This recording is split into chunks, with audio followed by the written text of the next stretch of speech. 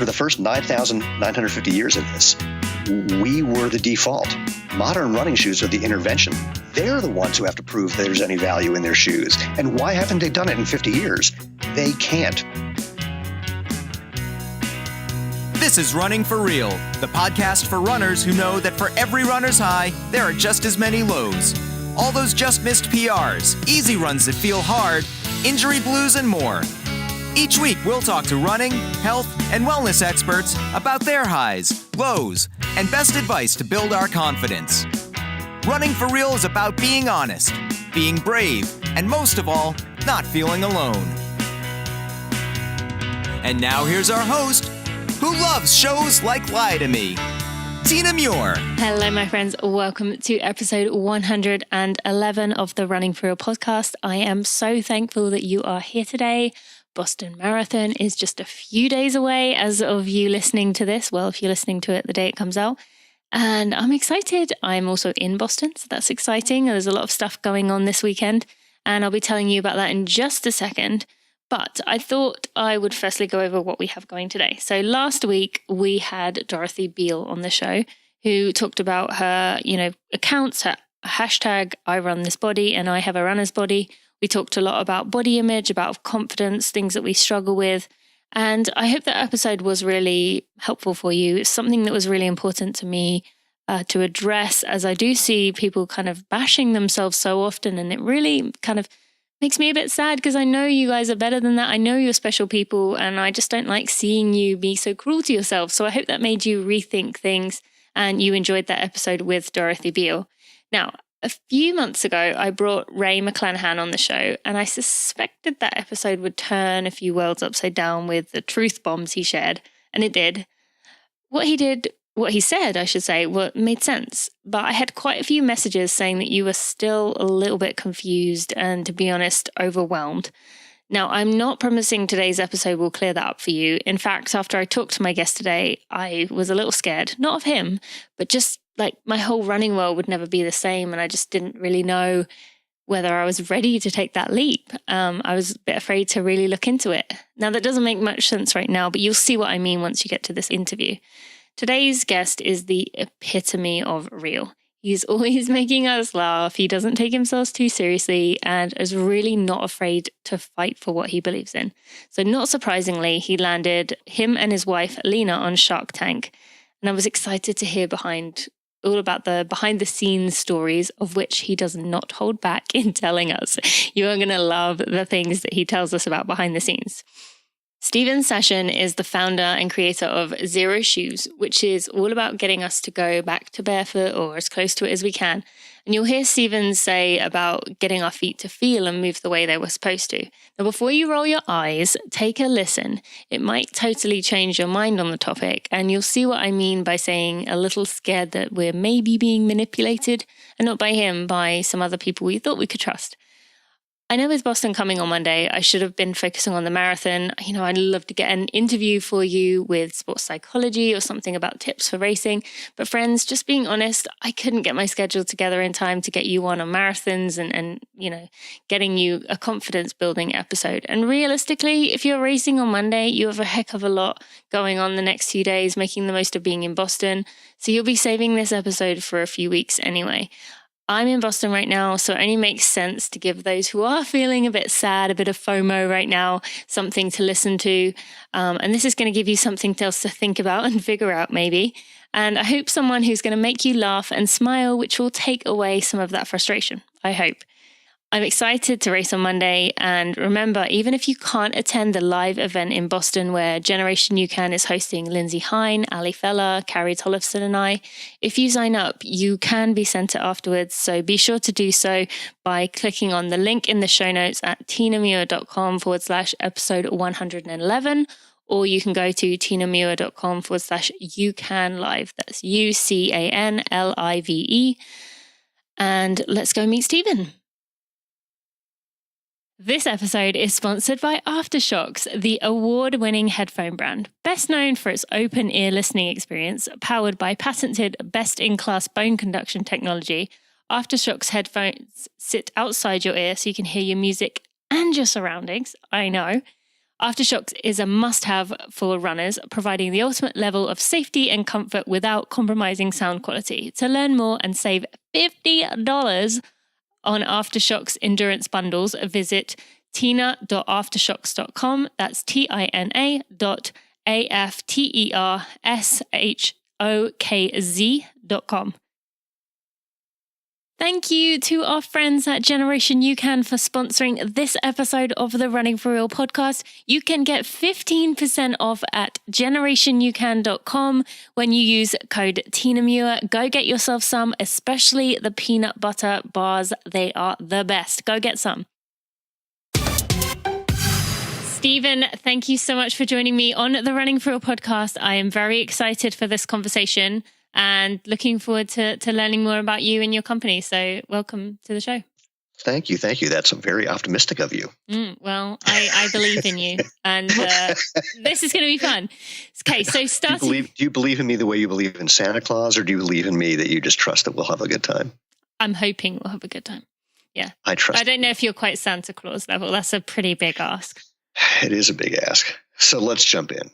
Okay. Starting with, you're a Masters All-American sprinter, one of the fastest men over 50 in the US, which is pretty damn cool to be able to say. And I'd love to hear how you drop that in conversations at parties. But firstly, tell us about that. No. Let me stop there. In conversations at parties, I say it differently. I say, for men over 55, you might be looking at the fastest Jew in the world. Okay. And what's the response to that? They usually laugh, and then they usually say, not a lot of competition for that, is there? Probably true. Yeah, not so much. In fact, the way that even happened is what I used to say is the guys that are faster than me, and I'm not, there's a handful of them. I say that, they're way taller and way less white than I am. And then one day I looked at the list and I went, I think I'm the only Jewish guy on that list. So that's how that evolved. That's funny. And I love that you are able to say that and just kind of bring a bit of fun into the situation, even though sprinting for a masters athlete is maybe not something that people are typically talking about. So, look, I didn't even know it was a real thing. Yeah. So tell us about that. How did that come about? That's what got me back into, everything. So first of all, I have to qualify. When I say that, people say something like, so you're a runner. I go, no. I'm a sprinter. It's a very different thing. I run in a very straight line for a very short distance as fast as I can. I hear a rumor there are turns at the end of a track. I have no evidence for that. I've never used them. And so what happened was, this is 11 years ago-ish. A friend of mine came in for brunch. He had just won a 5K. He was very excited. He's been a middle distance racer for a long time. That was the first time he had won a race. And I made the comment that I love the idea of running, but I was never a runner. I was always a sprinter. I was always, the fastest kid that people knew until everyone grew and got taller than I did. And he said, there's a whole masters track scene. And I said, no, I did not know that. And so he introduces me to masters track. I found a coach in town, or he introduced me to a coach in town who didn't know anything about sprinting. So that was very entertaining. Mm-hmm. And who he thought the idea for training for sprinting involved running slower than full speed, which is actually not how you train for sprinting. Uh-huh.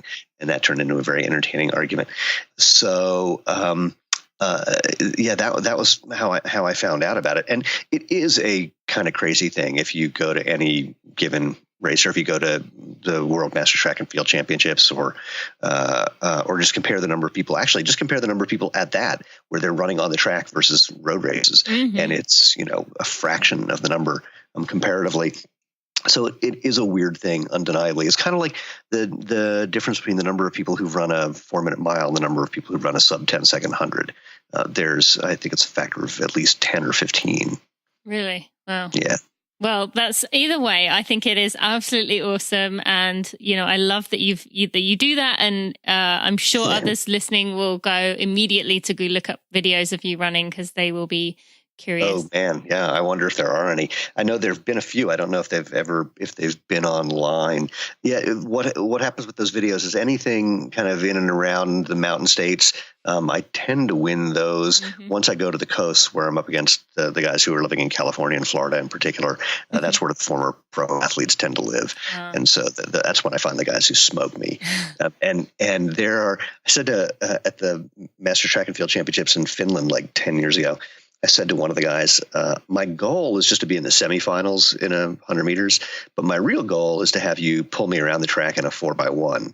And so I'd like to be in a winning relay. And he goes, do you feel healthy at the end of the week? I said, yeah. He goes, if you stay healthy, one of these days we're going to need you. I'm like, okay, I'm in. So that's my fantasy. Hasn't happened yet. I haven't, I've actually been so busy with the business, I haven't had time to do as much training as I want or to do something like actually go to the Worlds. One of them was in, I'm sure one of them, I don't remember the locations. I think one was Brazil, and that would have been a really good one for me to go to. Any of the times where the races are far enough away or difficult enough for people to get to, fewer racers, better chance. So, I love that. Yeah, if they have the World Masters in Antarctica, I am totally going to that race. That would be interesting to see, like how you would handle that as a sprinter.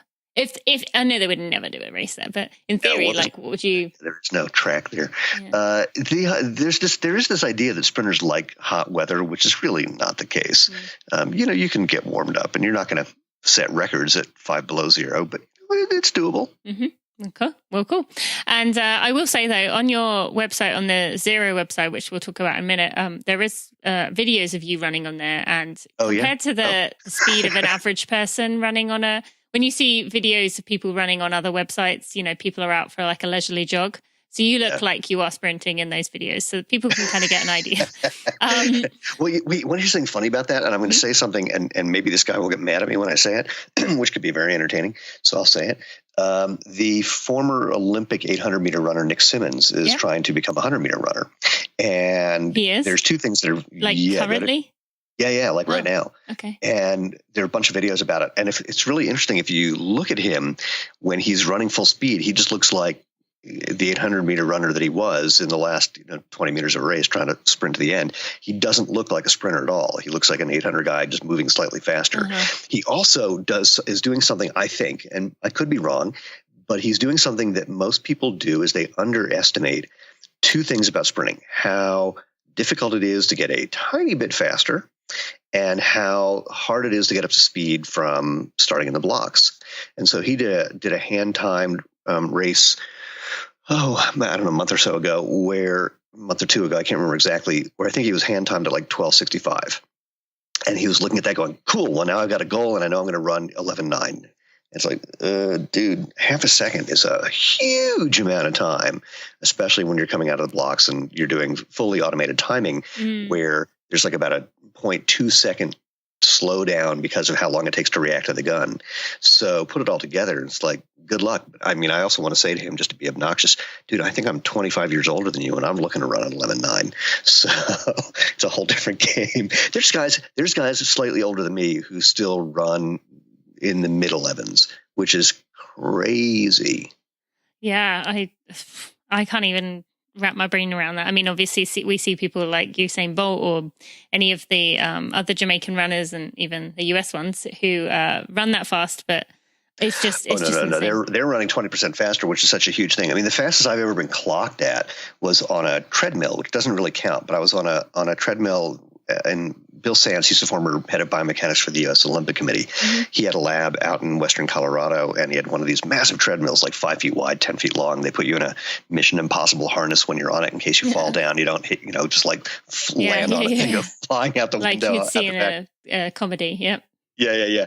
And so the treadmill hit 23.5 miles an hour for about 3 strides, and Bolt at his fastest, and I literally saw him at his fastest. I was in Berlin when he set the world record at 9.58, and I was standing at the 70-meter mark, just a few rows off the track.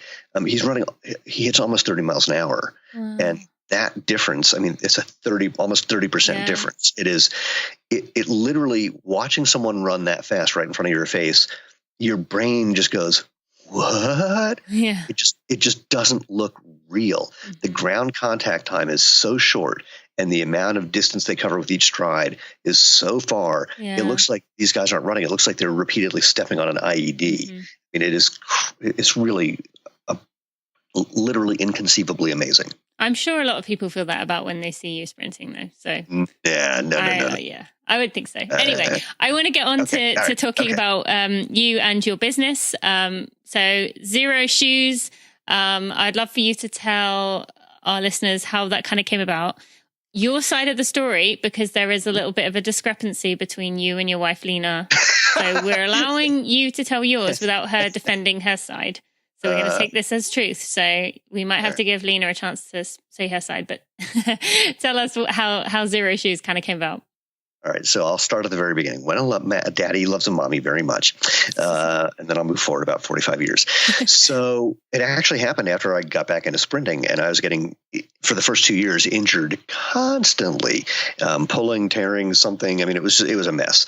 And some of that was because I was 45, and I think my brain still thought I was 20. And some of it was, I'm not actually, well, some of it actually, I have a broken spine. I've got, I'll be really exact for the fun of it. I have a grade 2 L5-S1 spondylolisthesis. Okay. And for anyone who's going to think to email me and say that I should do ab exercises, I have a pars defect, which means that the spinal erector muscles aren't actually attached to my vertebrae. So there's nothing holding it in place. So it ain't good. In fact, my doctors don't actually understand how I'm running at all. And I definitely don't tell them that I deadlift the amount that I do because it makes them very unhappy. But regardless, those first 2 years, injury.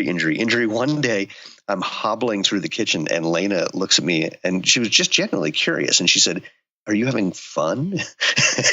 And I said, "More than you can imagine." Just getting back into being a competitive athlete was just the best. But the injury part, not so much.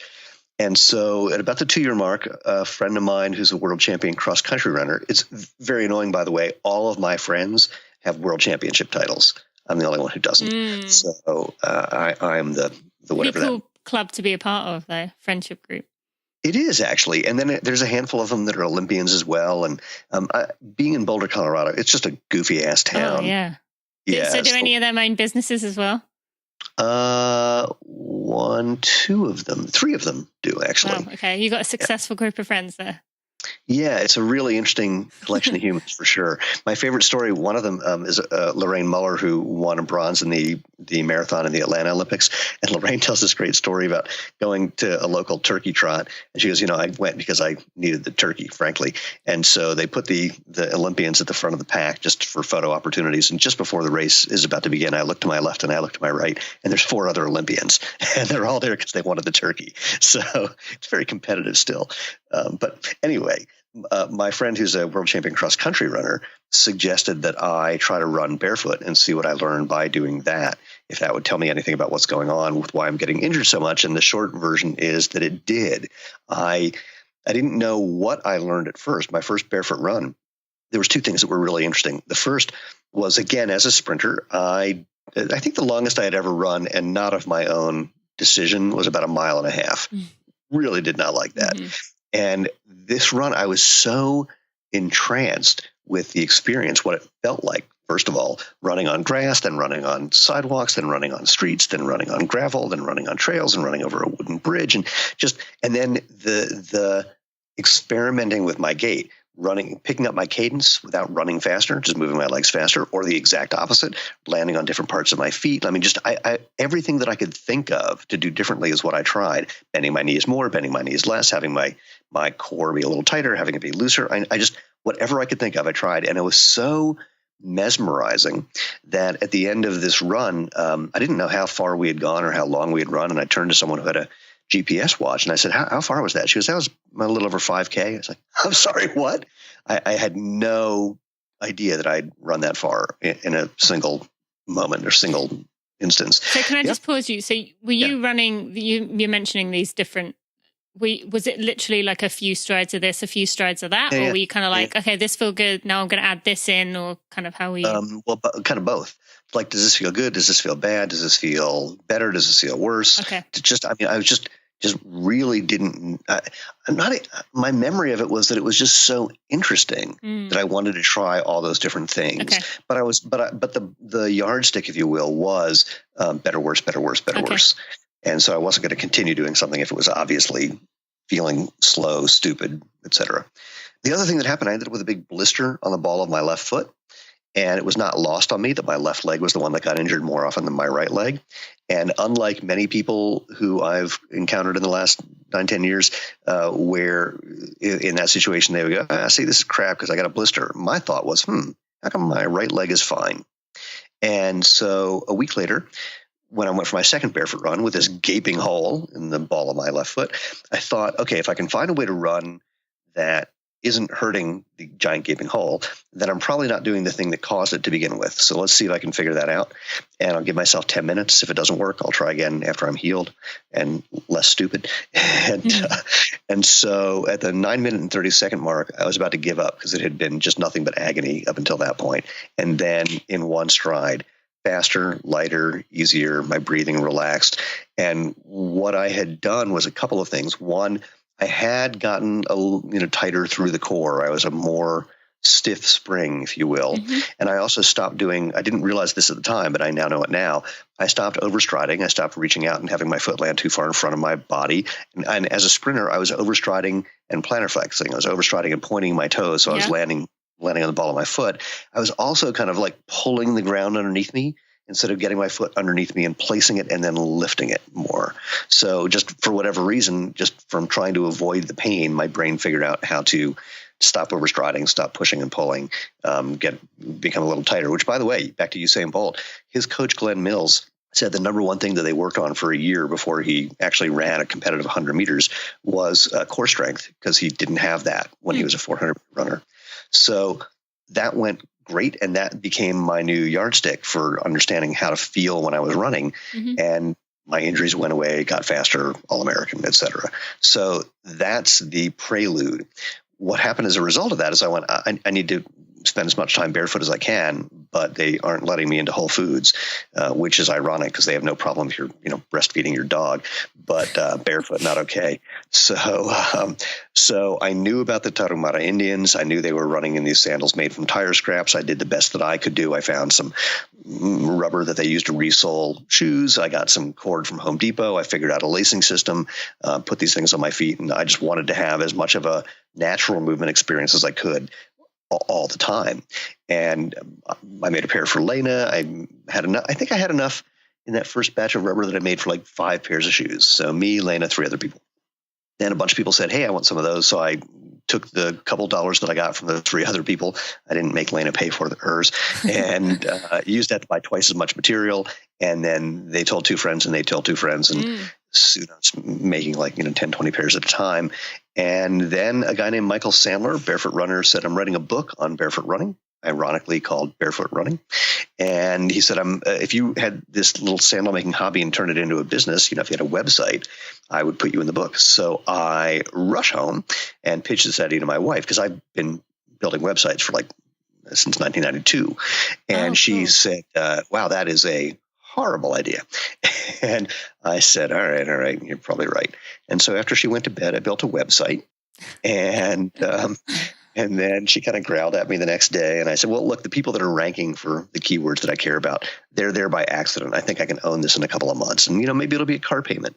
And neither of those things were true. It took about 6 weeks until I owned the keywords, and it was instantly our full-time job. And that's how it all began. Yeah. Really accident. Yeah, and it didn't just become your job. It ended up kind of taking a very interesting turn when you went on Shark Tank. Now, I'm so excited to actually talk to someone who's been on Shark Tank and hear the behind the scenes. But first, I want to go over kind of, what happened when you went on there. So you went on Shark Tank. You valued your company at $5 million. Mark Cuban said he thought barefoot shoes were a bubble that would burst. Kevin O'Leary valued your company at $800,000, I think it was. And Barbara just wasn't being very nice that day. And I want to... Let's be accurate. Barbara hated me from the moment I walked out. In fact, the show is edited, so we're in the tank, as they say, for maybe 40, 45 minutes. They air 8 minutes. The amount of time she spent going into great detail about how much she hated me was pretty significant. Wow. And Lena was just totally taken aback. She asked Lena, literally asked, how can you be married to him? And she was like, Oh my God. And the best answer she could come up with was, he's not like this all the time. So what were you doing that was annoying her so much? Well, first, the biggest thing that annoyed her is I looked like her ex-husband. That's what she said. Now, okay. The first thing I realized the moment we started talking and they started responding was don't try to be funny or glib, especially glib, because they could edit it. And, I would say whatever my joke was, they would just cut to the sharks looking at me blankly. So when she said she didn't like that I looked like her ex-husband, my response should have been, oh, you mean the guy who gave you the money that you used to start the business that you sold for $60 million? I'm cool with that. What I actually said the night that the show aired, I tweeted, Barbara, you should have invested in the company. I would have used some of that money for plastic surgery. She did not respond to that one. But yeah, hated me. And partly one of the things that happens is that one of the sharks will ask you like 5 questions. And as you're answering Can we just go back right to the beginning if we're going to go into this? Okay. Yeah. I want you to tell me that for sure. But okay, so firstly, the whole thing, so you apply to be on the show, they call you back, they call you in. Yeah. How much like freedom do they give you? Look, it is. Is it like a production? No.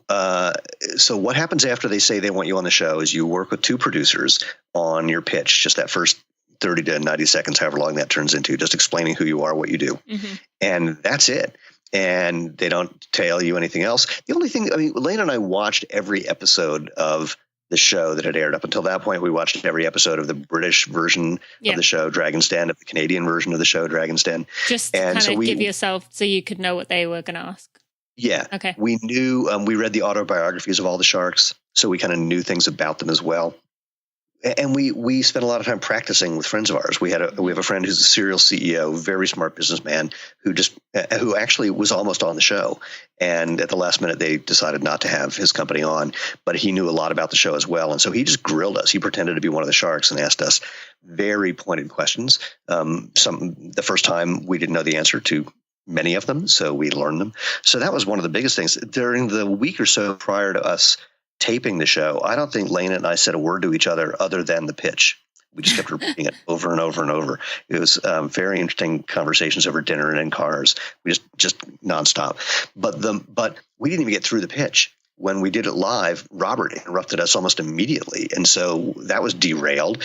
And then from the moment we finished, it's open season. And the sharks are like competing with each other more than they are trying to get information for us. They're trying to see who's going to have the best line, or who's going to say the thing that's going to make the previews, or who's going to make the better deal or the worst deal. Whatever they're doing, they're really fighting with each other and not paying very much attention to us. So that brings me to the glib thing.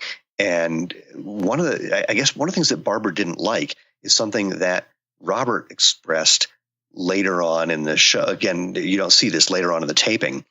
He at one point said to me, what do you think about all the competition like those 5-toe shoes? And I said, they're just creating a wave of awareness and we're surfing on that wave. And he says, I'm sorry, say that again? And I said it again. And he jumps out of his chair and he yells. He said, you have a perfect answer for every question. And we looked at him sort of incredulously and said, yeah, this is our business. So what Barbara didn't like was that I had an immediate answer for every question. And because their goal is try and mess you up. Yeah. I definitely saw you two seemed very cool, calm, and collected compared to other people who get fried. Yeah. Well, we knew our numbers, we knew our story, and Lena and I had, this is part of our relationship. I especially under a situation like being on television, I'm impossible to insult because there's nothing you could say about me, no matter how bad it is, that I haven't either thought worse of myself or the same of myself, or it's just factually inaccurate. And so what is there to argue with? 2 of those 3 situations, I win, we agree, and it's worse in my own head than, what you just said. I no longer care about trying to hide these things about me. So it's not like I'm shocked that you discovered something that I've hoped that you didn't notice. Mm-hmm. If someone says to me, you're arrogant, it's like, you don't know the half of it. You should hear what I think about you without telling you. And I wish I could change it. I have not been able to. I don't like it. Sometimes it comes out in ways that I don't enjoy. I hear it in my own head and I don't like it. And if you have any suggestions, I am way open to hearing that. And that's usually when people say things like, I have a similar problem.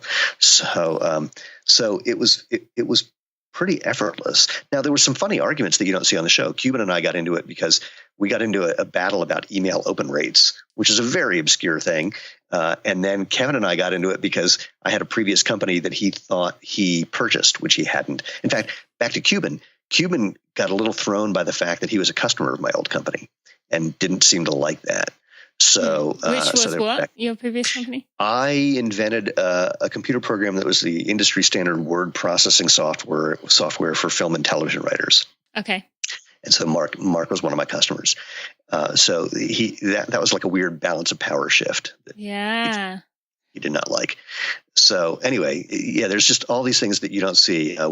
But there's no preparation. The first time that the sharks find out about you is when the production assistants are setting up the table with your stuff on it, and then they figure out as much as they can figure out, and then it's just off we go to the races.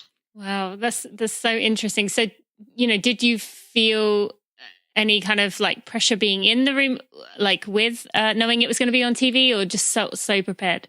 I was so excited. Okay. They hide all the cameras, so you don't feel like you're on TV. Okay. What is weird though, you're unnaturally far away from the sharks, and so that's peculiar. And then there's just the peculiarity of walking into this room and seeing these people that you've been watching on television.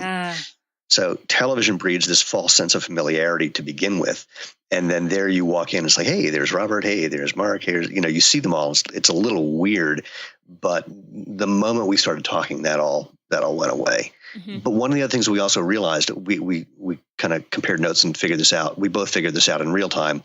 Is these are not your friends. You do not know who they are. They do not know who you are. So that false familiarity is the kind of thing that would lead you to say something as if they know you, as if they are friends of yours that you otherwise would never say to an investor. And so we were instantly very aware of that. Okay. And very attentive to that. Mm-hmm. We didn't want to be overly familiar in a way where we would just say something casual. Not that we were trying to hide anything, but you would say things to your friends casually that you would say more deliberately if you're talking to an investor. So that was an adjustment that we made in real time. Okay. I have to tell you my favorite thing that didn't air. So again, the sharks, they try to one-up each other, so they have the best line that's going to be on the previews. And Kevin's line was, I get it. It's a bunch of Indians running around the desert naked on peyote. Now, on the show, they cut out the on peyote part. So after we leave the tank, they do the post-interview and they say, so, what did you think of Kevin's offer? And Lena says, if he thought we were going to give up half our company, he was the one on peyote. And I begged them to keep that line in the show. And the producers called and said, we're a Disney-owned network. We can't do drug jokes. It's like, damn it. That's so funny. And so afterwards, they interview you, the producers and stuff, but do you have any interaction with the sharks again, or that's it, like just in that room? And then... That's it, unless they reach out to you or something. Damon actually reached out and tweeted something to me. I can't remember if he just tweeted and mentioned me or DM'd me, and I responded and didn't hear back. I'm looking forward to bumping into them again somewhere in public and having this conversation about what's happened since.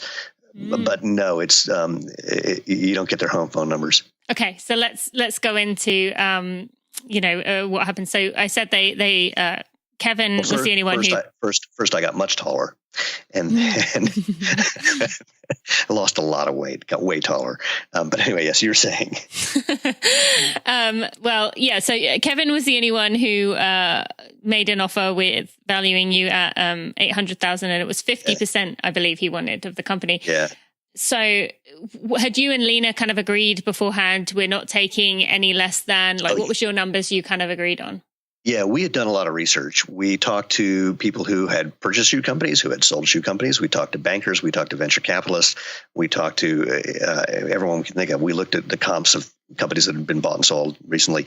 And what we saw is that there was a range that depended on why somebody's company was being acquired. If the buyer was interested or valued the growth, or if they just wanted to acquire the brand. So VCs and bankers, they had higher valuation than one particular company we spoke with, where they just purchased brands that were already running and they just were going to take over things. And so the valuation metrics that we ran into put us somewhere between $2.5 million and $10 million. And so we landed on 5 because we knew A, we could justify it, and B, that it gave us room to negotiate down. One of the rules on the show is you can't accept less money than what you ask for. So you have to do the math of how much money are we going to ask for and what percent are we going to offer for that. And you can't go down in the money or in the percentage. So at $5 million, offering 8% of the company, or with a $5 million valuation, offering 8% of the company, which meant we were asking for $400,000. We knew that we were willing to go to about a $2.5-3 million valuation. So that was our bottom line. And in fact, when Kevin made the offer, it was so far out of that that we literally forgot that it happened. And Robert at one point reminded us. He says, there's an offer on the table. And we're like, what? Oh, right. And here's another thing where Lane and I argue. She says to him, so are you bringing anything to the table other than money? And he says, well, I'm a smart businessman and I've got a big Rolodex. And she doesn't remember her saying something that I remember her saying, which is, so nothing? Oh my, wow. I love you guys on this. That is so cool. Because it was nothing. We were looking for experience. I'll tell you, what happened was the exact opposite of what we expected. Yeah. Who did you want to kind of bite? All the rest of them. Oh, really? Cuban at that time had done commercials for Skechers when they had just come out with the Go Run shoe, which was a minimalist shoe or a semi-minimalist shoe. So we knew he knew something about the space. Damon, of course, had been in fashion and sort of knew footwear and clothing. Robert is ostensibly a runner. Yeah. He confessed to me you didn't see us. We put sandals on his feet and we went running up the hall together. Actually, he went running and I went chasing after him and we went jogging back. And he confessed that he actually hadn't been running much because his knees had been bothering him. And I said, if you were wearing these, that would go away.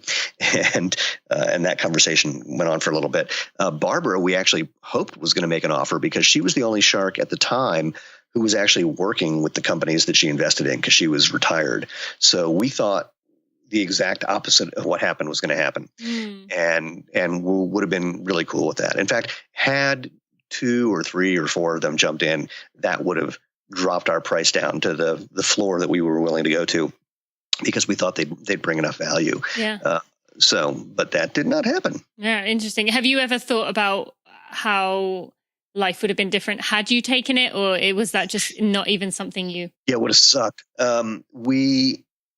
When we see how the company has grown and the way we've done it, which is mostly by listening to our customers and doing things that mostly that they are begging us to do. If we had had another cook in the kitchen, especially one with different goals than ours, and we're writing an article about this.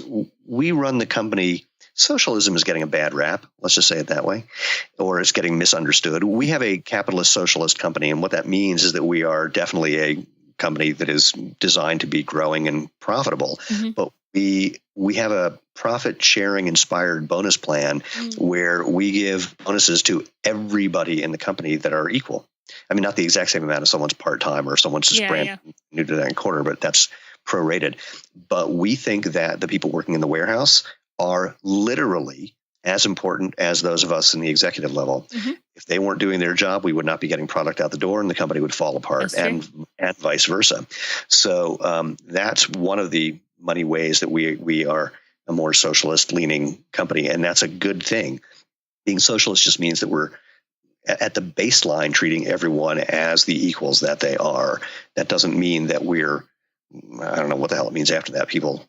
I literally don't know what people think when they hear that word. It's now just being used as kind of a catch-all boogeyman kind of phrase without it. I mean, I love when people say things like that we don't want to have socialism.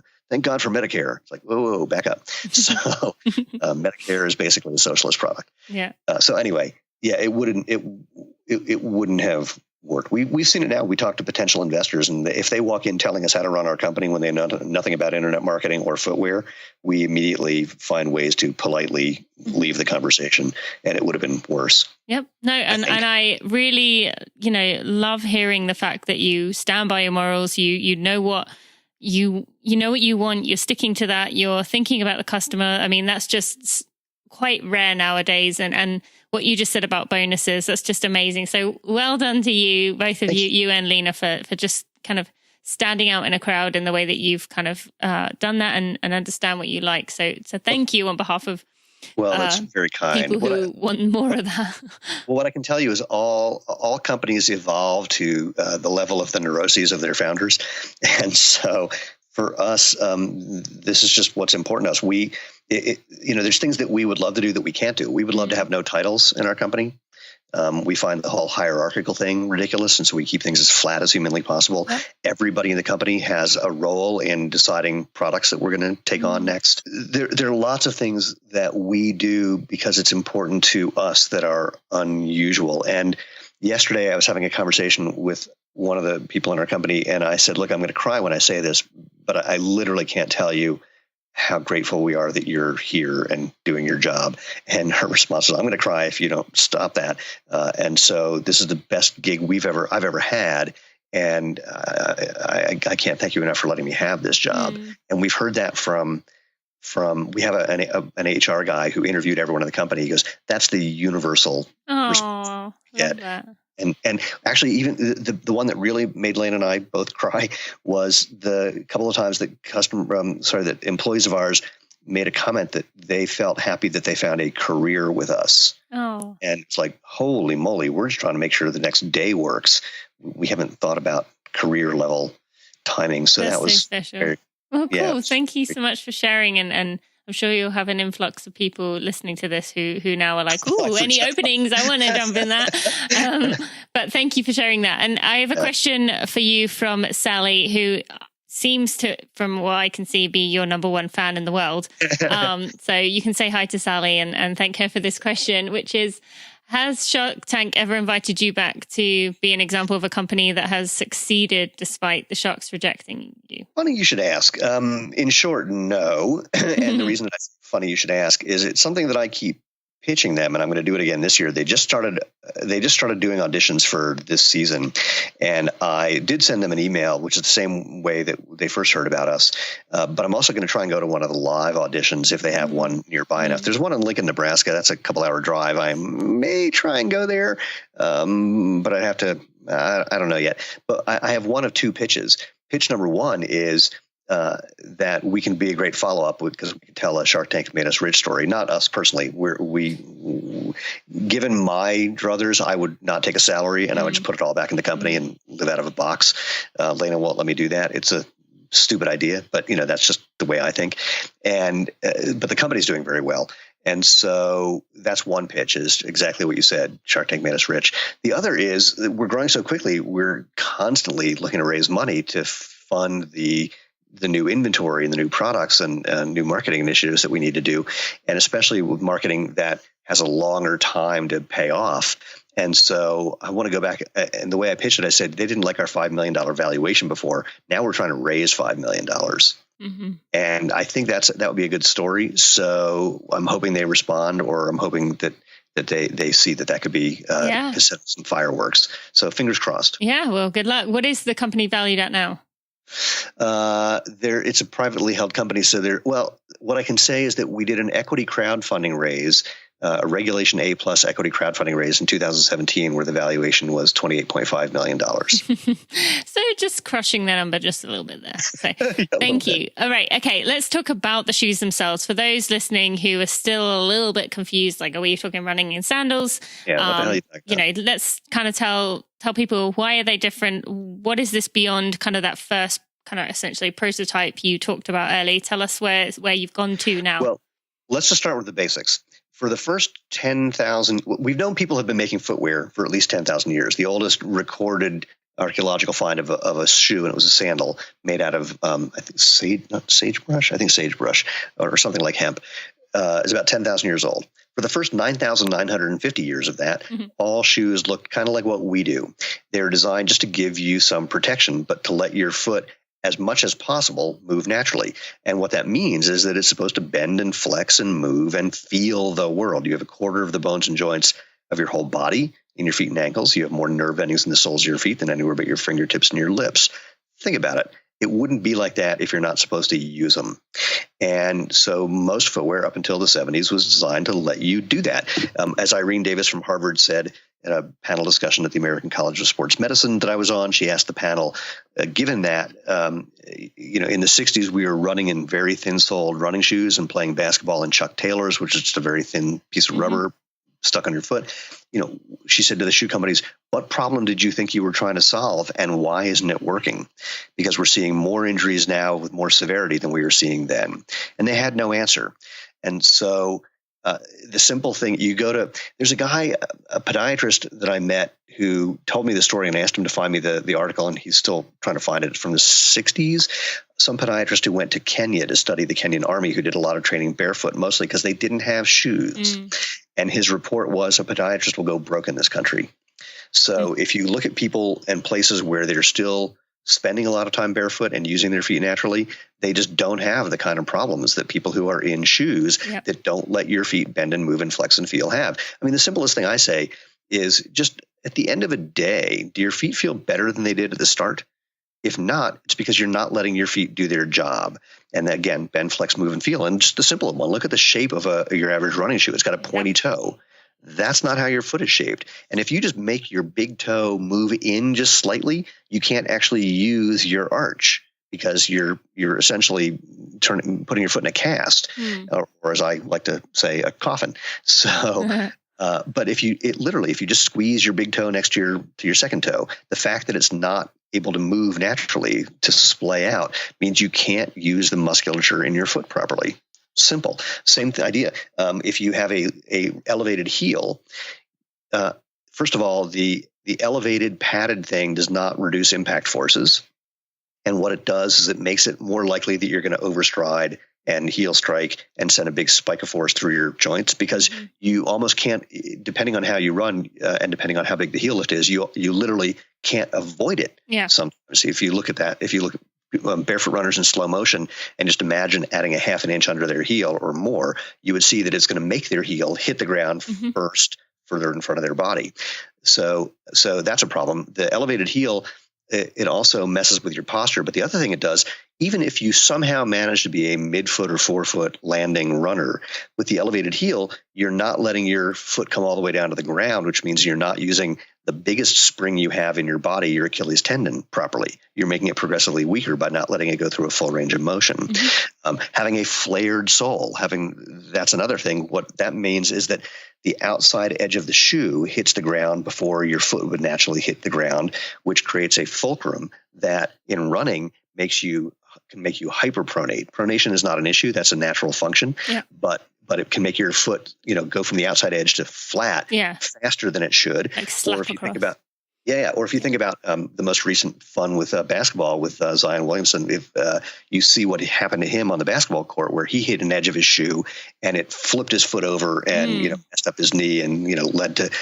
It's funny, people see that he blew out his left shoe, but the problem was the right shoe that caught an edge and flipped him over. And you see that kind of thing in basketball all the time, of people landing on the edge of their shoe and falling over the edge. Similar idea with hiking. If you have a stiff-soled shoe and you land on an outside edge, it's going to make you fall over that edge. If you have a shoe that lets your foot bend and move and flex, you just bend and move and flex around that object that you stepped on.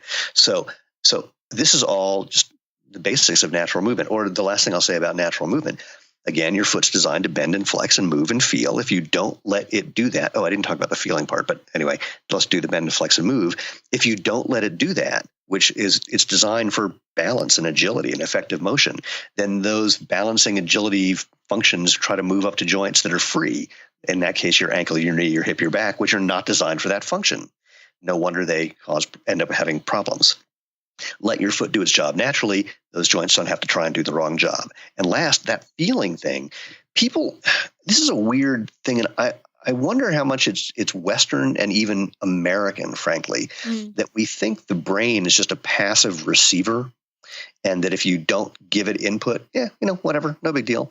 But that's not how it works. It's a two-way street.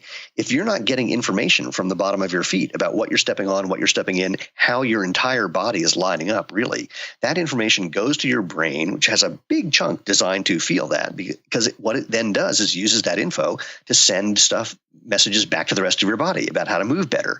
So you put a bunch of padding between you and the ground, and you're essentially making your feet deaf. And it just makes no sense. Oh my gosh, we had a potential customer come in, walked out as a customer, who was just marveling at how much he could feel when he was in our shoes. He still felt protected, but he said, I can feel that here's the edge of this curb, and I think I stepped on this rock before. And it was such a big deal because he's blind.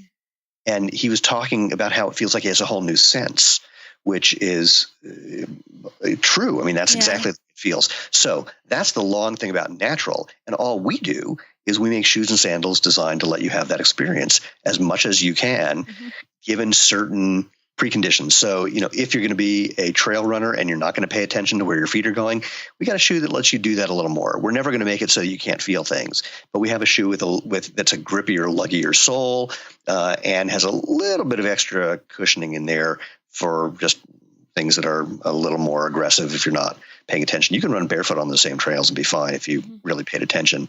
But if you're not there yet, that's cool. So we give you all the benefits of natural movement with the appropriate level of protection and style that you can use in various places. Okay, so I haven't run in Zero shoes myself, so I'm going to kind of ask some questions, kind of for me, kind of for other people, which I know are probably quite common ones. But for someone listening who's thinking, okay, this makes total sense. We just heard from Ray McClanahan a few months ago. He kind of, pointed in that direction, and this is kind of diving deeper into that. So let's go over some of the things that people think about. Sandals. Usually, the biggest question is always, how many pairs can I buy and how much money can I give you, right? Is that it? Yeah, that's exactly what I was going to ask. No, firstly, okay, let's talk about blisters. So for someone thinking, how can I run in sandals? Like my feet get rubbed apart from my flip-flops. What would you say there? Yeah, so flip-flops are horrible because the way you keep them on your feet, the way you have to walk, you have to jam your toes into that thong, which is usually a hard piece of rubber. You have to grip with your toes. You have to flex your toes at a time where you actually have to plantar flex them. You point them towards the ground at a time where they should be doing the exact opposite. And so they create an unnatural movement pattern. They're also usually made of materials that break down in ways that lead to bad alignment of your joints. If you just walk around and look at people standing in a pair of flip-flops from behind, and I've taken surreptitious photos of many people like this. You will see that they're falling off one edge or the other, or that they rarely fit is part of the issue. So blisters come from friction. Friction comes from excessive horizontal force, and the only time that you can apply excessive horizontal force without realizing you're doing it is when you have too much padding underneath you, or you're able to run with improper form, overstriding, heel striking, etc., without realizing it until it's too late. So if you go barefoot, for example, blisters are a sign that you've got a form problem. And we like to say that both running barefoot or in our shoes is like having a coach with you all the time. and because doing it wrong hurts, doing it right feels good. It's really simple. I say if you're not having fun, you're not doing it right. And I'm being completely literal when I say that. It's one of the things that's really cool. You can spot an accomplished barefoot runner from a couple hundred yards away. They're smiling. It's a look that you don't see on most runners' faces. And in part because it just really does feel good to use your body naturally. Your brain here's a weird thing to say, sugar doesn't taste good. We evolved to like the taste of sugar because it gives us a bunch of calories. And there was times in the wild where you would find a bunch of sugar, typically beehive. And so we evolved to go, good thing, that's going to keep me alive. And so using your feet feels good because we evolved to learn what's a good thing to stand on or stand in. Like one of our sandals, our Z Trail sandal, has just this tiny bit of cushioning in it. Like the amount of give is maybe half a millimeter, maybe a millimeter tops. And people talk about how comfortable that is compared to, big, thick padded Tempur-Pedic shoes.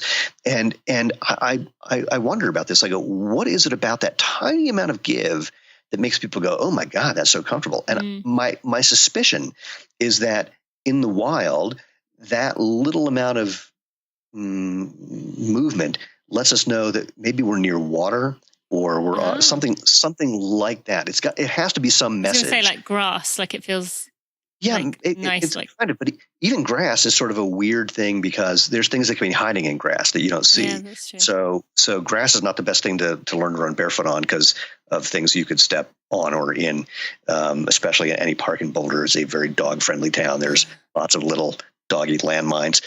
So sandals. again, all I can say is people have been doing this successfully without blisters for thousands and thousands of years. There's no reason you can't too. Okay. It may take a little while to adjust, but not as long as people think. I remember being on a panel very early on when the whole barefoot running idea was catching on in 2009, 2010, where there were a couple of people saying, well, it's going to take you a year or two to adjust to this. And I went, no, that's not my experience with anybody that I know. You're going to keep getting better, and that's a lifelong process.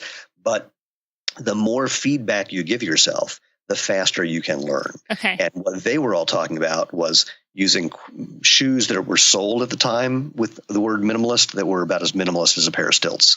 So it's much harder to make that adjustment if you're not getting enough feedback and you can't move your feet and feel properly. So we have there are a couple who are some of our ambassadors, our Zero Hero team, named Melissa and John Sinclair, and they have been running ultramarathons in our Sandals since day one. Mm-hmm. They showed up for a 256K 7-day stage race across Madagascar in just a pair of sandals, and everyone's like, "Where are your shoes?" They said, "Bottom of our feet." Mm-hmm. They said, "No, shoes." They said, "Yeah, well, it's what we're wearing." And at the end of this race, all the people in shoes, they'd been running through water and then onto grass or sand or hard packed dirt. Everyone else was in the hospital with toenails falling off and skin peeling off their feet. And John and Mel were like, "Anybody want to go for a run?" Mm-hmm. Wow. I want to dive into that because I think what you were just saying right there with the transition is something really important. But one more surface thing, stones. So for someone saying, okay, but what if I get how do you either barefoot running or just if you got a stone in your sandal, you stop and you take it out. Yeah. Okay. Yeah. I actually did get an email from someone saying that he had gotten a stone in his sandal because it's an open shoe. Look, we get stones in our shoes. People act like it's this unique thing for sandals. I come off the track. It's a track. There shouldn't be anything on the track. Every time I come off the track, I have to stop during training because there's something that somehow made its way into my shoe. So this is not a surprising effect. And when you wear a shoe, it's harder to deal with it than in a sandal. With a sandal, you just flick it out. But there was some guy who emailed me saying that he got a rock in a sandal. He had to stop running. And it's like, why don't you just stop, and then get the thing out and then keep going? But all right, whatever. It's kind of like a guy who complained that he was on safari and his sandal, he had somehow ripped the cord of his sandal, which is something we rarely hear. I literally don't know how he did it. And he said, so he had to throw them away. I said, well, you could have just replaced it. You could have just tied a knot in the cord, then repaired it that way, or just taken a shoelace or anything else to relace the thing. That's another possibility. And I replied to his harvard.edu address with those suggestions. But that went down well. Okay. I want to make sure we get to transitioning. So you just mentioned there that you kind of hinted out that people don't actually need a transition. Now, I know my audience are obsessed with this. I've heard them talk about it many times, even saying they're at 4 millimeters and they're scared to go down to 0. Tell us your thoughts on transitioning and, is it this big thing we think it is? So, no, it's not. And what I say with nothing but envy and jealousy is that the major footwear brands have hypnotized us and the media, and they're able to say things that people just go, oh, yeah, that makes sense, without thinking it through clearly. And so this idea that you need to transition from whatever millimeter heel height you have now, down to lower, and then you eventually go barefoot, was made up by shoe companies who were not going to make a 0-drop shoe. There's no evidence for it whatsoever. There's no demonstration of benefit whatsoever. And you can even have a 0-drop shoe, heels at the same height as the ball of the foot, with enough padding underneath your foot that you're not feeling anything anyway. And that's the real thing you need, is the feeling. So the simplest thing, I say two things. One, barefoot is barefoot. There's nothing that's exactly the same. Even our thinnest shoe or thinnest sandal is not the same as barefoot. And if you can do barefoot, that's going to be the fastest way you can learn. The way I say the simplest instructions for learning natural running is take off your shoes, find a nice, smooth, hard surface, because you won't have to worry about what you're stepping on and you'll get the most feedback. Go for a very short run, 20 or 30 seconds. And if you're not having fun, do something different till you are. Now, there's a caveat, which is wait till you see how you feel the next day. If you feel a little muscular sore, like you just did too much at the gym, then cool. All right. You just need to relax a little more, put out a little less effort, wait till your soreness is gone, and then try again. And when you can run that 20 or 30 seconds and you feel good the next day, add 10 seconds and just keep, lather, rinse, and repeat. If you feel like you really did something wrong, then that means you definitely got a form issue. And what you're going to want to do is just pay attention to a couple of things. Make sure you're getting your feet underneath you. Make sure, don't worry about whether you're landing on the ball of your foot or your midfoot or flat-footed. That's way too much to think about, and it's not that important. It will change whether you're running uphill, downhill, fast or slow, accelerating or decelerating. Just get your feet underneath you. Pick up your cadence a little bit. Move your legs faster without running faster, because the research shows that if you do that, you'll be applying slightly less force to the ground because you don't have enough time to apply more. Don't think about landing on your feet. Think about your feet just sort of passing over the ground. They're just contacting the ground briefly the way the bottom of a wheel does. And don't think about pushing off with your foot to get your foot off the ground. Think about kind of flexing your hip. Like if you stepped on a bee, you wouldn't push harder down to get your foot off the ground. You would lift off the ground by flexing your hip. Same idea, that same initiating. Those are kind of like the top couple. Or here's a cue that Ken Bob Saxton gives. Imagine that your body is moving forward and your legs are lagging behind, trying to catch up, but don't let them. So that's a way of thinking of getting your feet underneath you. So those are the kind of tips that you would, the kind of cues you would want if you feel like you did something really wrong. And again, let yourself heal, feel better, then try again until you can do 20 seconds and you feel good, and then just build up slowly.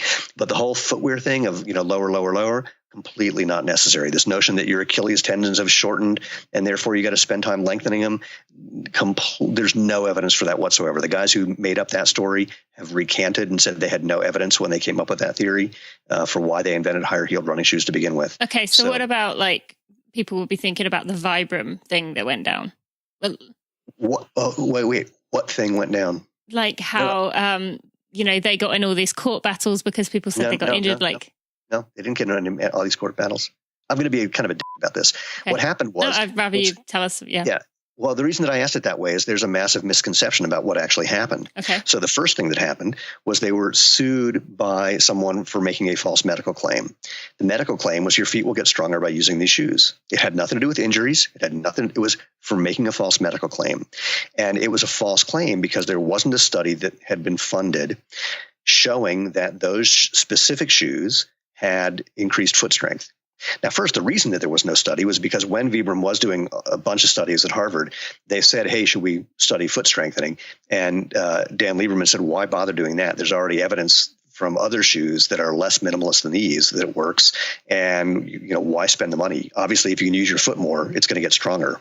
And there is now a bunch of research showing that amazing, simple, stupid thing. We have to, again, for the first 9,950 years of this, we were the default. Modern running shoes are the intervention. They're the ones who have to prove that there's any value in their shoes. And why haven't they done it in 50 years? They can't. But now we, quote unquote, we're the ones having to make sure there's research to prove something as stupid as if you use your feet, they can get stronger. If you don't use them, they get weaker. I mean, who doesn't know this? You put your arm in a cast, it gets weaker over time. When it comes out of the cast, you have two choices. Continue to support it, and it'll get progressively weaker, or use it and build up strength slowly. Same thing with every other part of your body, including your feet. So back to Vibram, they get sued for making a false medical claim. The lawsuit eventually settles for $3.75 million. In similar lawsuits, those cases typically settled for hundreds of millions of dollars. So why so little? Because there was research showing the Nike Free, which again is not a minimalist shoe, but it was sold as if it was, that just wearing the Nike Free makes your foot stronger. By the way, there's research from Sarah Ridge at BYU that shows that just walking in a shoe like ours makes your foot stronger in the same way that doing a specific exercise program for foot strengthening does. And again, why would you have to prove that using your foot can keep it strong? It seems ridiculous. So the Vibram lawsuit was spun. The results of that were spun by the PR people from major footwear companies. And I know that sounds like a conspiracy, but I've had two of the former VPs of marketing for those major companies tell me that that's exactly what they did, that they knew what was happening with the lawsuit when it settled, and they put out the press release that went to the New York Times, that went to the Washington Post, that went to saying, see, this proves that barefoot is bad for you. It didn't. It was just all it did was it was both sides agreeing that it's not worth moving forward. And for $3.75 million, we'll all walk away from this.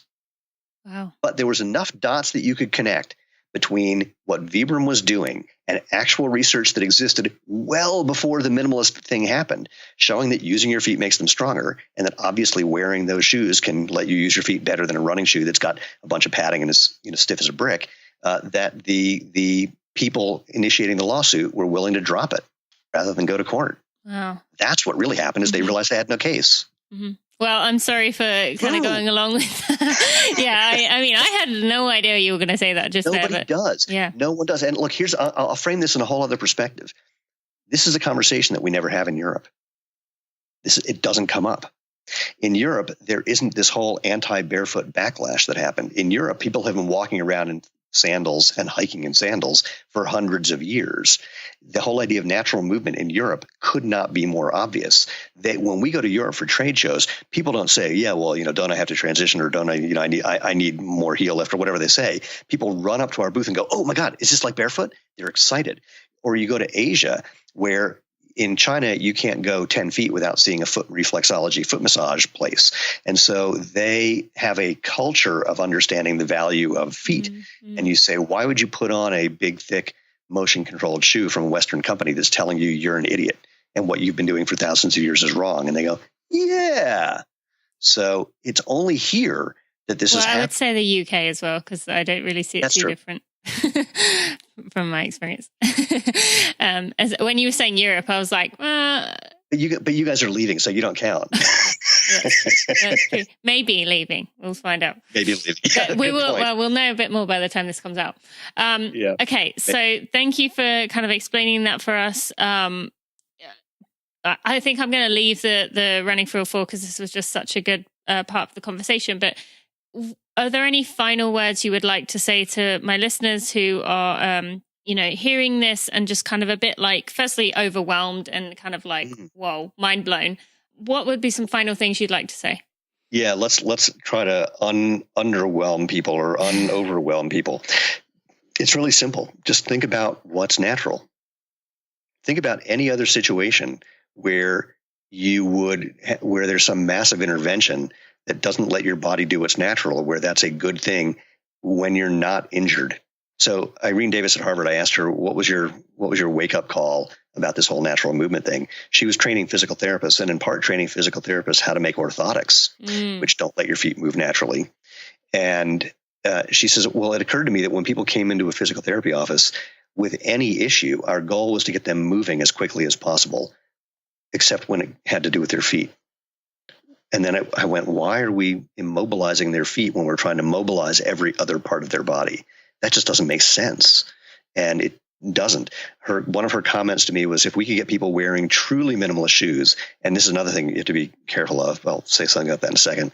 If we get kids wearing truly minimalist shoes now, in 20 years, we won't be treating the issues that adults currently have. They won't have them. And she makes the distinction between truly minimalist shoes, which includes us at Zero Shoes and Vivo Barefoot, and most but not all pairs of Five Fingers, and one or two other shoes from a couple of companies. But most of the shoes that are sold as minimalist, she has on her list of what she calls partial minimalist. I call fake minimalist. She says they have too much padding, they have too much structure, they don't let your feet bend, flex, and move naturally or feel the ground naturally. They don't provide the same benefits. In fact, her research shows that they're worse for you than regular shoes because you can't feel enough, so you still run with the same form that can be problematic without even knowing it. And so I guess the shortest version of that again is just let your body be your guide. Let your body be your coach.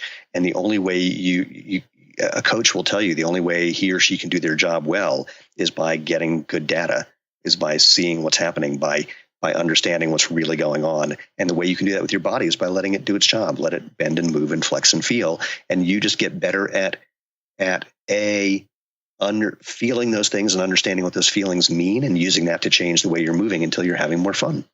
Oh, thank you so much. That's a great way to wrap up. All right, we're just going to take a moment to thank our sponsors, and we'll be right back. It's April. That means my marathon. And for many of you, your marathons are literally a few weeks to a few days away. That can be really scary, right? Well, hopefully not as scary with the advice that we learned from Evie at the end of March. We have something in our pocket, as well as my previous episodes covering the sports psych stuff to go back to. If you missed them, go back and listen to them. I think it's episodes 7, 34, 52, 68, 92, and then Evie's one last week was number 108. So get your Aftershocks headphones out, go spend the next few weeks of runs listening to them. Don't have Aftershocks headphones yet? Why not? I was skeptical, and I'm really picky when it comes to headphones, but these, I haven't found anything I dislike about them. I love the fact that they're placed in front of my ear so I can hear the music or podcast I'm listening to, while I can also hear the world around me in case I need to. I feel safer and happier, and they're really comfortable, so comfortable that I'm actually going to wear them for the Boston race. I might not listen to things the entire time, but I feel that confident in them to wear them for the 3 hours of the race, plus maybe some time before or after. If you want to get $50, yes, $50 off a bundle, you can go to tina.aftershocks.com. That's tina.aftershokz.com to get yourself a pair. They are light, easy to use, and yes, you can go catch up on those pre-race episodes now. They will help you feel confident and ready for your race. What more could you need? Before I begin, a quick apology. I know I asked many of you about your advice about which gels I should take in the marathon I have coming in just a few weeks, and I had a lot of responses, and I really appreciate you guys sending me suggestions on which gels you like. But honestly, when I started to think about it, I just couldn't bring myself to try a gel again. I just didn't want to. I trust UCAN. They'd led me to my PR, and that old saying, if it ain't broke, don't fix it. So why would I change it when I found something that worked and I loved it? But now I have the real test. Without my elite bottles handed to me in a race, what was I going to do then? Well, I'm going to do what you would do and what I have to do now. I'm carrying my UCAN with me, putting it in a bottle, a small bottle that fits in my shorts. The Saucony Bullet shorts, I'm sorry, friends, they don't make them anymore, but I still have some pairs left. But I'm taking very concentrated UCAN in my pocket, taking it every few miles, because that's how much I believe in this product. I'm going to have a UCAN bar before and a superhero muffin 3 hours before, then some UCAN powder mixed in with the water an hour before, and then I'm just going to carry some with me for the race, and that's my fueling strategy. If you thought before I was just talking about UCAN because I had access to elite drinks, well, this will hopefully show you that that wasn't the case. I truly love that I don't have to worry about stomach upsets or sugar crashes. I just have constant energy for my running and my racing. And I have a UCAN bar every single day, either the chocolate peanut butter bars or the chocolate ones. And I have the powder mixed in a drink for all my workouts and my long runs. And you can benefit too. As you know, they are hosting a live event with myself, Lindsay Hine, Ali Feller, and Carrie Tollefson. And if you come to that, you will get some free samples, or you can go to generationyoucan.com and get 15% off using code TINAMUIR. That's TINAMUIR. Go see what all the fuss is about. It works.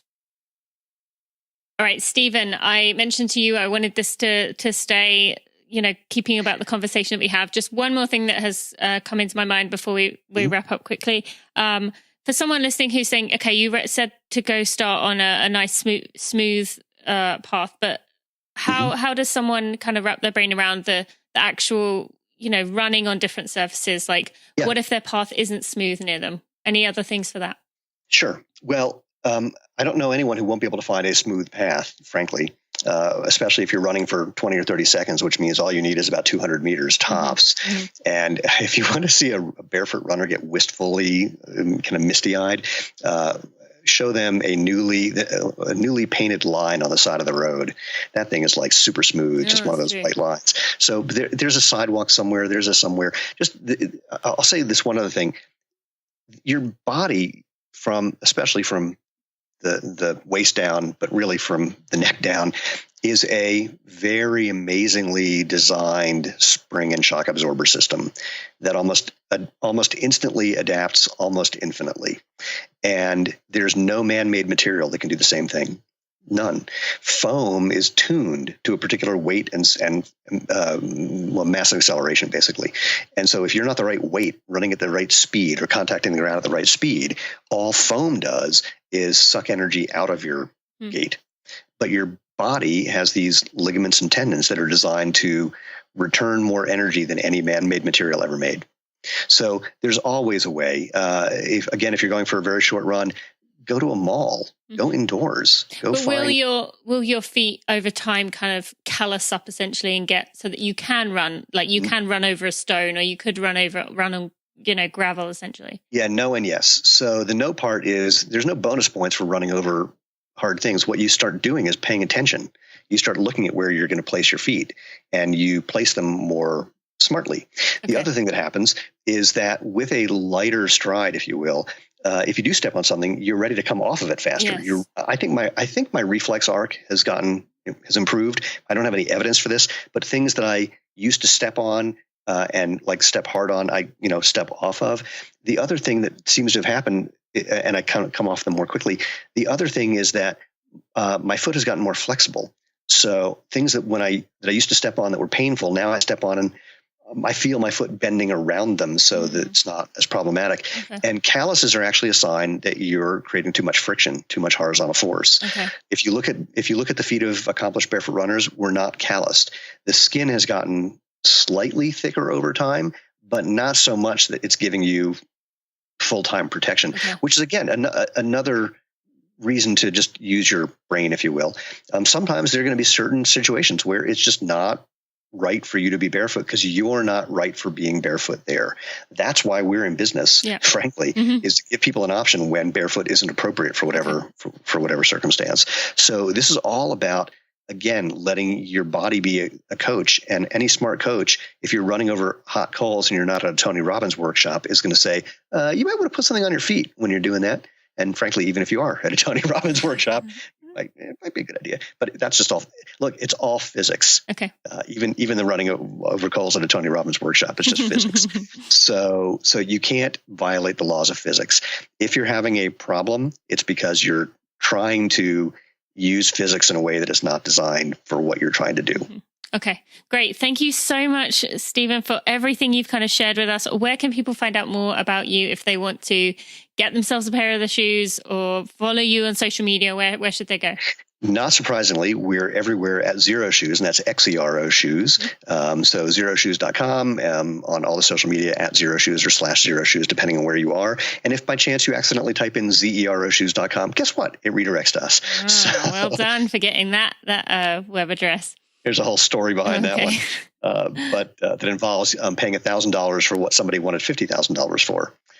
But we'll just leave it there. Oh, okay. So you can find us all over the place, and we're here to help. If you have any questions, we have this wonderful customer happiness team that is more than thrilled to help people get the ball rolling and have fun. Okay, well, thank you so much. You have been an absolute blast to talk to, learn from, and just for being who you are. Thank you so much for all that you've done.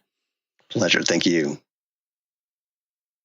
My friends, if you have a minute and you could leave a review on your favorite podcast player, Apple Podcasts, iTunes, Stitcher, Overcast, Pocket Cast, Spotify, or whatever else podcast player you use to listen to this podcast, or if you would subscribe to this podcast, you will help me get out in front of new runners to make our tribe even bigger and even better. It might not seem like you as one person can make a difference, but really it helps a lot. And it shows me you appreciate the hard work I put in for those. Thank you so much. Well, he is certainly passionate, and it makes sense, doesn't it? Do you see what I mean by being a little scared now? After talking to him, I felt excited, but at the same time, I felt a little bit manipulated by bigger brands, and it just made me feel a little unsure of what to do next. I'm still trying to figure it out, to be honest, but I am going to try some Zero Shoes. I'm telling you that right now, so stay tuned. I will be updating on more.